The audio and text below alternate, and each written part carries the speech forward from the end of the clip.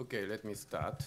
We are very happy to be a part of this innovative initiative of Business Call to Action through this project for nutrition improvement in Ghana.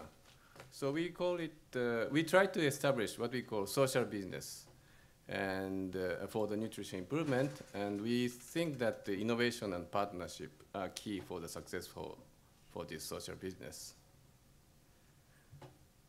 So just background of this project, our company's motto, Eat Well, Live Well, which describes our core mission. That means through nutritious and delicious food, we want to contribute to the health of the people around the world. And we think that by using our two key expertise, which is food science and amino acid nutrition, we believe we can make a unique contribution to nutrition improvement in the world. And our definition of social business is that it should be the sustainable business to solve the problems in the developing countries, in this case, malnutrition. Okay. Our project in Ghana focuses on the nutrition improvement of children aged 6 to 24 months. As you can see in the right-hand side figure, up to 6 months old, there's not much problem because exclusive breastfeeding is practiced throughout Ghana. But after mother introduced weaning food, this stunting increased quite rapidly. And you can see that at the age of 2 years old, it reached nearly 30 to 40%. So our focus is to improve this nutrition during this period. Actually, in Ghana, mothers give the porridge called cocoa, which is made of fermented corn with sugar. So because it is only made of corn and sugar, it is not sufficient in protein and micronutrient. So our idea is to develop this supplement called Cocoa Plus, which contains soybean, which is locally produced soybean, and lysine amino acid, which is our expertise, and vitamin and minerals, which we get supply from DSM. And instead of just putting sugar, we recommend mothers to use this one sachet of supplement, and then this porridge will satisfy the requirement of children. To establish this social business, we believe that this innovation and partnership really is the key. As for the innovation, first, the product should be acceptable in terms of taste and flavor for local people. And also the product should be acceptable and also the, how to say, at affordable price, affordable price for the local people. So this is a quite big challenge. And also we need to establish distribution system to reach the target population. This photo shows the group of women activity organized by international NGO called CARE. It is called the Village Savings and Loan Association, which aims to empower women in the community. So we try to use this system as a platform for distribution system. That means we ask one or two members of this group as a kind of sales lady for the product and distribute the product and also deliver the message for nutrition. And to establish this business, we have a lot of partnership. We have a partnership with University of Ghana and the International Nutrition Foundation and also the local government and Ministry of Health, Ghana Health Service. And we have partnership with DSM and GAIN, Global Alliance for Improved Nutrition. And we get support from JICA and also USAID to establish this business model. And we have a partnership with international NGO like Plan and CARE. Okay. So this is the last slide, which shows our scope for the project in Ghana. So right now we focus on the nutrition improvement of children, infant and children aged 6 to 24 months. But we want to expand our scope to, first of all, this maternal nutrition, which we plan to start the collaboration with German aid agency, GIZ, and DSM, focusing on the nutrition improvement of pregnant mothers and lactating mothers. then we can establish some our activity focusing on what we call first 1,000 days, which is crucial period for nutrition improvement. And also, we want to expand our scope to school nutrition, which is from 5 to around 12 years old. And in fact, we just started discussion with World Food Program in collaboration with Japanese government and GAIN. And in fact, we had a meeting with Elizabeth last week in Rome to start this initiative. So we hope that by establishing this initiative, we can really contribute to the nutrition improvement of the people around the world. Thank you. Would you like to go next? Thank you. Okay. Yes, here my presentation on.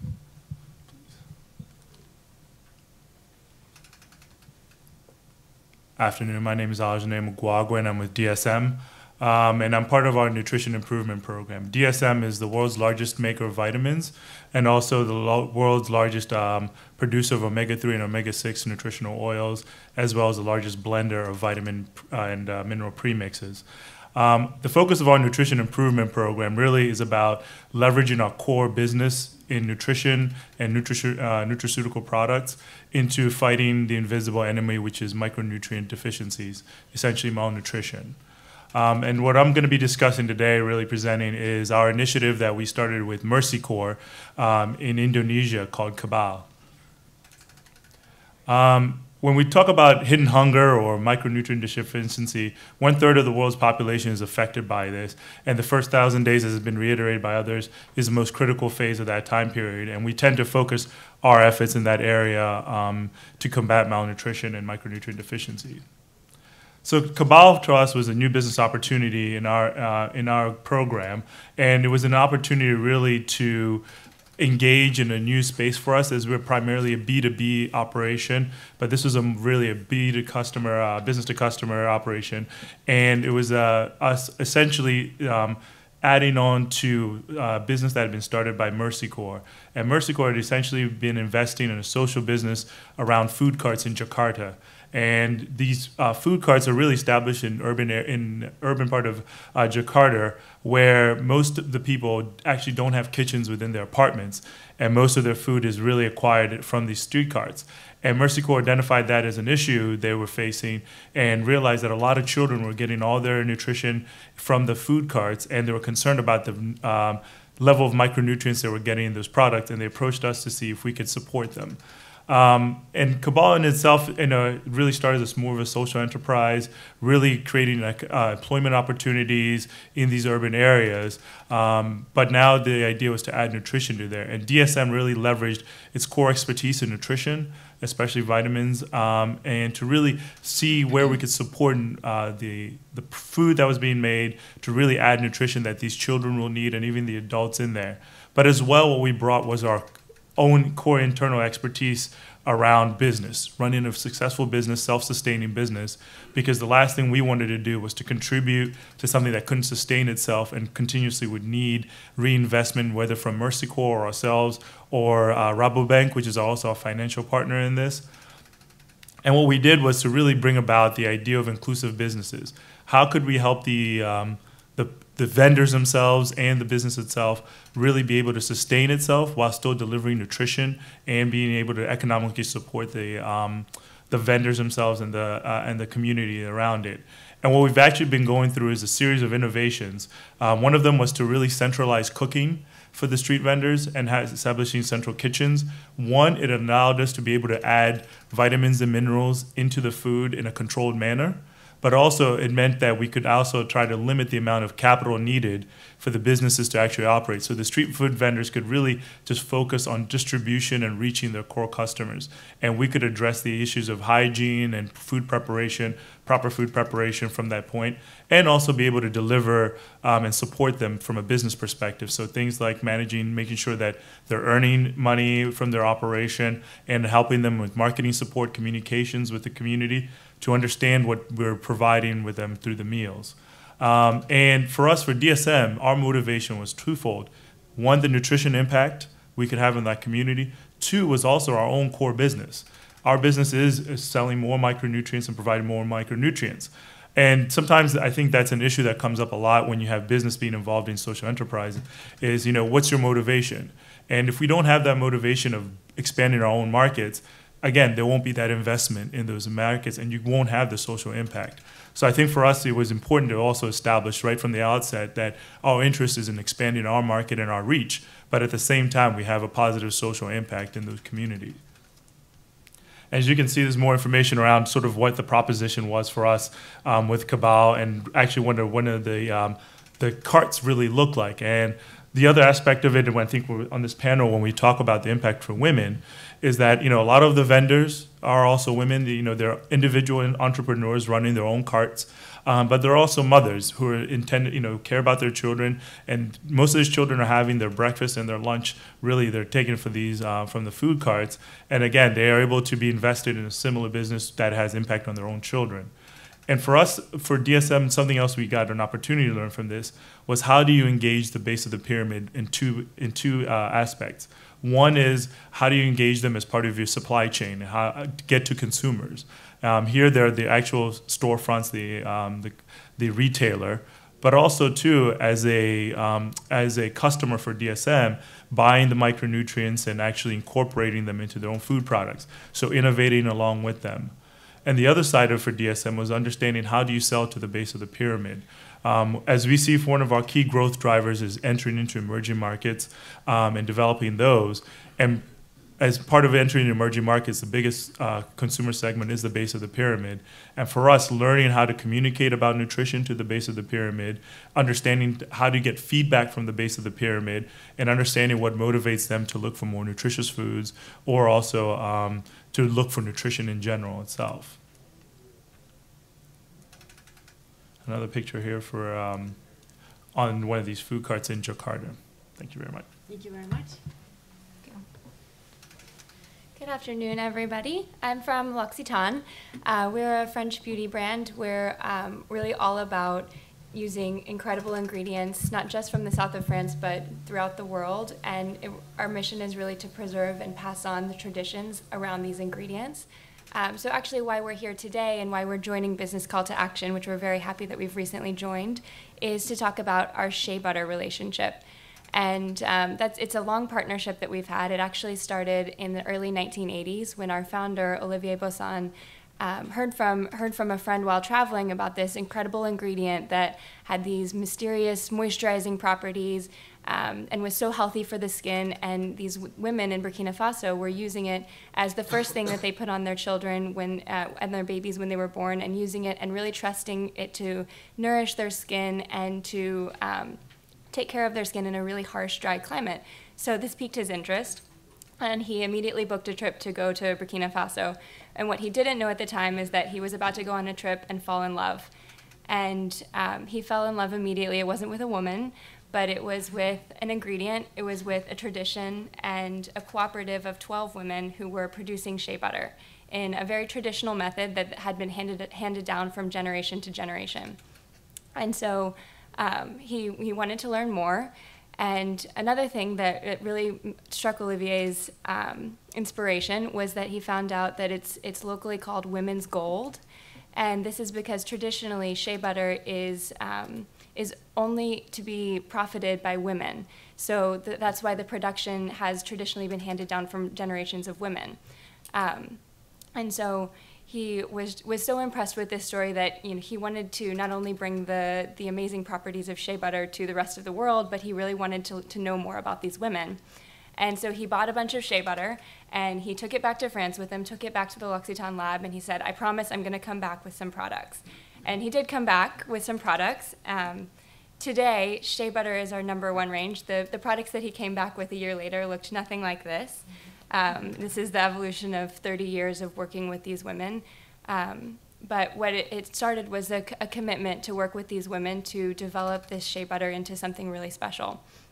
And so today, our shea butter range is known for its hydrating properties. The product at the top is our shea butter hand cream, which is one of our more famous products. It has 20% shea butter in it, and we actually sell one every 3 seconds around the world. And I mention that just because L'Occitane is a bit different from the other organizations on this panel in that we're a beauty brand and we're a very commercial brand, but deep within our is this connection to the women of Burkina Faso and having this co-development program with them.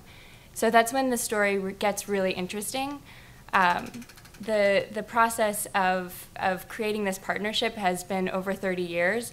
And the first thing that Olivier thought is, as I mentioned, the L'Occitane brand is all about, and the reason why Olivier started L'Occitane actually was to take the traditions of his native land in the south of France and preserve them and pass them on and carry forward these incredible methods of using ingredients.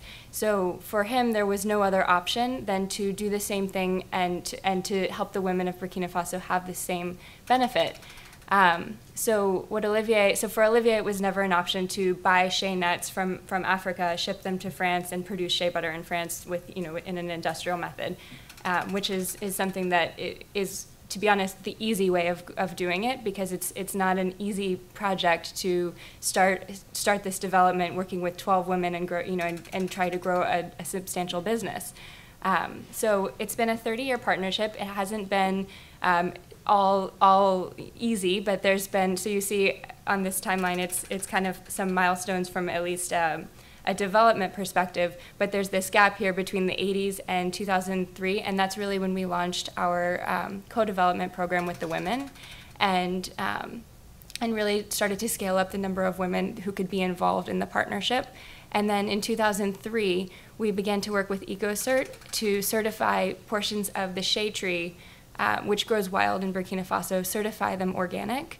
And it's a long process because shea trees grow all over Burkina Faso. It's very prevalent in the country, and women are picking the nuts from all over the place. So it's not always the first. It takes a long time to take an organization and certify all of these trees organic. In 2006, we formalized the L'Occitane Foundation to be able to take all of the business work that we had been doing with the cooperatives and add a social component. So the L'Occitane Foundation has a specific budget of 1 million euros per year. And what we do is we work with NGOs locally in Burkina Faso to support social programs, which primarily we focus on literacy and microcredit loans and also income-generating activities outside of even the shea butter work. And then in 2009, we began working again with EcoCert, this time to certify the cooperatives fair trade. And what's interesting about working with EcoCert for fair trade is that since the beginning of the partnership, you could call it a fair trade partnership because we were always paying the women 3 times the market rate for shea butter. We were always paying the women 80% of the fee up front to make sure that the women could, on the one hand, feed their families throughout the year, but also carry through on the shea butter production, because if we said we would like to place an order but didn't pay the money, they may not have the ability to actually finish the production. But in 2009, when we actually worked on the certification for fair trade, what that enables us to do is ensure there's more transparency within the cooperatives, and it also adds value for the women when they're selling their shea butter to other customers outside of L'Occitane. And then, of course, we're here today, and the reason we're here today and partnering with Business Call to Action is because we want to go a step further in the partnership. So today, just to give you some figures, we source 600 tons of shea butter per year from Burkina Faso, so we're the largest purchaser of shea butter from Burkina Faso. This generates about $1.7 million of income a year. Today, the women are organized into 5 cooperatives. And then what started as 12 women in the 1980s is now affecting more than 15,000 women. And the L'Occitane Foundation has affected more than 7,000 women with the social programs working with local NGOs. So today, we are taking our sustainability to the next level. We have a very ambitious program to scale up. Again, it wouldn't be an interesting project if it wasn't a challenge. So we have a scale-up program that really centers around the number 3 comes up frequently.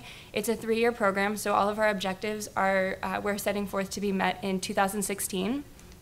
And we're working on 3 parallel projects within Burkina Faso. So the first one is around really a participative participatory factory, and that's really adding more value for shea butter in Burkina Faso. So we're doing that in two ways. The first is taking the shea butter to the next level in terms of being able to go into a finished product. So today we purchase shea butter that is fully produced shea butter, but it has not yet been filtered. And the next step will be to give the women the opportunity to filter the shea butter on site. The second way that we're adding value in Burkina is we're helping to launch a soap making factory in Burkina Faso so that the women can actually create a finished product that they can sell on the market to L'Occitane and even to other customers. And then the third way is reducing our environmental footprint. So it's based on three commitments that we have made as a company, not just to the women, but also to our customers, to our employees, to all of our suppliers worldwide. So it's very in line with the company's vision. So this is just an image of this is the head of one of the cooperatives, and on the other side, this is Mary Bonneau. She's the head of the L'Occitane Foundation internationally. Thank you. Thank you very much. And is this mic on? Can you hear me? Yeah. Thank you very much to the panelists for really interesting and very important projects. Let me start some questions, and let me start with Mr. Mugwaga. Sorry. You've been talking about how inclusive business can improve nutrition, but can you also say something about the challenges that you face in your projects, particularly related to the challenges concerning how to achieve self-sustaining business models? Sure. Yeah, I think there's a wide range of challenges with nutrition, and especially in inclusive businesses. And I don't want to say that it's only unique to inclusive businesses, because I think it's nutrition in general. We have a challenge of enabling environment challenges. So having the awareness about nutrition and having regulations that are allowed to address nutrition, they're a substantial hurdle, and they're a hurdle to large companies and small companies, and even more so in inclusive businesses, because you're working with sometimes with not always sophisticated entrepreneurs. You're not working with people with a lot of resources to be able to address those challenges. So that's a very important hurdle that we face. The other place you face is, I think, just general knowledge and awareness about nutrition. I think most people, when we think about nutrition, people think first and foremost about calories. Having enough food is a high hurdle. Most people are only focused on that. To now delve into nutrition as we understand it, when we talk about micronutrients, macro, and others, that is also a challenge of education. And inclusive businesses don't have the resources necessarily to be able to invest in education and awareness and the like. So that's another challenge we have, is mobilizing resources to educate people about their needs and also educating how to address those needs. So that's something else we face in, especially when we look at things like Cabal. How do you address those? How do you finance? How do you educate people about those needs and how to address those needs? The other hurdle you face are sort of, I think, environmental and technical challenges you face. It's not always easy to incorporate micronutrients and to address nutrition in that way. You also have challenges of environment. We have a lot of harsh conditions around this world where it's difficult to maintain that nutrition in products. So it's also a technical challenge we face while maintaining local tastes and local traditions around diet. That's always a challenge as well for us to overcome. Thank you very much. Let me move to you, Mr. Torida. How do you envision that Cocoa Plus will change the nutrition and health of children in Ghana? And also, what role do women play in your program to make it become a success? And how will the women benefit from your program? Okay. So as we explained, that this 6 to 24 months is one of the very crucial period for nutrition improvement. And through this initiative, we think that we can improve this nutrition during this period. and then reduce the stunting of the children during this period. And regarding this role of women for this initiative, I explained that we have now collaboration with the international NGO, which is actually CARE, to establish distribution system in very rural area. Actually, it is the northern part of Ghana, which is close to Burkina Faso. And the idea is that they have an initiative, they have a program to empower women, by setting up a system to collect money and also start some business by themselves. We visited that place many times, and I was really impressed that when we asked the question to mothers that how are you going to spend money when they earn some amount of money, even small amount of money? The answer was that almost all the mothers said that they will invest for their children. That means they will spend money for better education, better nutrition. That was really, really impressive for me. It is different from men, probably. So that's why we use that system as a platform for the distribution. We appoint one or two ladies to distribute this product. And generating income will also contribute to that women.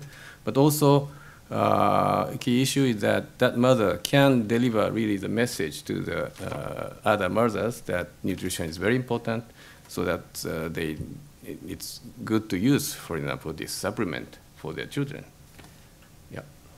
Thank you very much. And Mrs. Arbuckle, can you tell us what is the greatest challenge you had to face in your project, and how did you overcome it? I wouldn't say there's one greatest challenge, but many challenges. One in particular from the beginning of the partnership with the women was around quality. And even if the quality of the shea butter that the women were producing was incredible, the challenge becomes how to take that high quality shea butter and get it to France in the same quality. So one of the first big projects was to figure out how you can take this shea butter and transport it to France. So there was a lot of work to be done around logistics, the containers that you need to source to be able to transport shea butter. And this was at a time when people didn't know a lot about shea butter, so people didn't know a lot about the chemical properties. Even our lab was still studying exactly how it works. So there was a lot of trial and errors. At the beginning of the partnership, if L'Occitane was importing 100 tons of shea butter, only 60 tons would be able to pass quality control and make it into a final product. So a big work to be done around that, and today almost every ton of shea butter that arrives in France can be used in a final product. So big gains have been made in that area.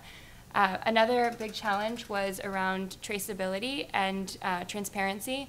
So as a brand who is really passionate about using ingredients that can be traced to the source, and every ingredient on the package be able to be traced to the source, you think, you go to these cooperatives and you would think it would be pretty easy to, it seems like a small scale, we can find out where the nuts came from, but actually they're not used to working in that way. So there was a big project to have better communication with the women and understand where a cooperative was sourcing the particular nuts that are going into their shea butter, when they were harvested, where they were harvested, what's near those trees, where geographically does that fall. And then be able to understand the traceability of our product. And then the other side of that is traceability and transparency with where the paycheck is going in the end. So if we were writing a check to the leadership of the cooperative, not saying that there's necessarily corruption, but just an inability to understand where on the accounting that money is going, and just understanding who's actually seeing the benefit of that money. So those were the first two key areas where we had to really partner with the women and partner with the cooperatives to be able to just meet our basic values as a brand. Thank you. Mr. Mugwaga, is it easy to build a public-private partnership? Can you say something about the challenges, and also what are the ingredients that is needed in order to make a partnership successful? Sure. I guess I can refer to our own partnership a little bit here with WFP. That no, partnerships aren't easy, and I think that's necessarily a good thing. Where you have two disparate entities coming from probably two different backgrounds, two different value systems, and two different motivations. But I think the key is motivation, having a shared motivation, and the way we look at it is that I think the key ingredients in it are trust, openness, and I think a shared, the shared motivation of addressing a particular issue or particular sets of issues. And for us, I think we see whether it was with Mercy Corps, with Cabal, between the vendors themselves, Mercy Corps and us, really it was having those three key ingredients to be able to discuss the issues we had, to be able to lay ground rules out, which I think is something that everyone should really keep in mind when looking to do these kind of partnerships, with especially public-private ones. Establishing ground rules and establishing that trust is a very important activity, even beyond just talking about what the ultimate outcome is, because that facilitates that discussion and it facilitates being able to address problems or challenges or different pressures each one will face in that process. But also having that shared motivation, I think, is absolutely critical, because again, when those times are difficult or when things are well, you always need to remember why is it you came together, and again, it gives you a center to continue to work towards your goals and the like, and having that motivation. Yeah. No, that echoes very much with what we think in WFP as well. And I think a partnership is like any other relationship. If you want it to work, there are certain issues that needs to be in place. And all of the criteria that you have mentioned, I think, are absolutely crucial. But it's also important to be able to establish a process where you can have a dialogue so that when there are obstacles, they can be addressed. Mr. Torida, we know, and you have explained to us, and we have also, we all know, how important it is economically, globally, to invest in nutrition. But can you say also something about how this is affecting your bottom line? Is this good business? Okay. For our company, I think this is a kind of long-term investment. In this kind of base or pyramid market, it takes time to create our customer. Okay. Once we can create our customer, it can go long way. I mean, they become quite loyal to the brand.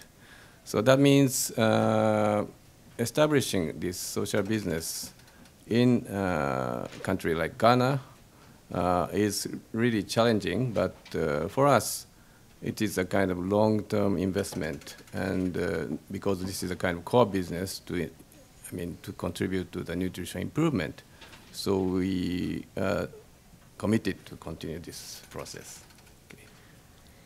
Ms. Arbuckle, can you say something about how your work in Burkina Faso matters to your customers when they buy their hand cream? Can you see any link there? Absolutely. More and more today, consumers are telling us that they care. They want to know what's in their tube. They want to know because it's healthy. They want to know that they're putting something good on their skin, but they also want to know that they're doing something good for the world. And definitely that there's not something bad happening because of the product that they're consuming. And I would say that, so we talk a lot about our Shea Butter partnership in our boutiques and with our customers, and especially even with our employees, because it's really a source of pride within the company. But I would say it's a big challenge that we have also, because it's not something that the company does because we want to tell our customers and shout it to the world. So we struggle to find the right balance between being able to share the news with everybody and excite customers about what they're doing by purchasing our product without tokenizing the partnership and making it seem like it's just something that we're doing to be able to talk to customers. So absolutely, is it good for business? It's great for business. Customers love to hear about it. And it's definitely a feel-good factor, and I would say a love factor with our brand, and one of the reasons why customers always tell us they love L'Occitane. They don't just stop by and say, oh, this product's pretty good, but they really fall in love with the brand once they understand it. So let me end with asking all the panelists here before I open for questions from the floor. Where do we see ourselves 15 years down the road? How can we make our work sustainable, and how do we reach scale? We start with you, Mr. Torida.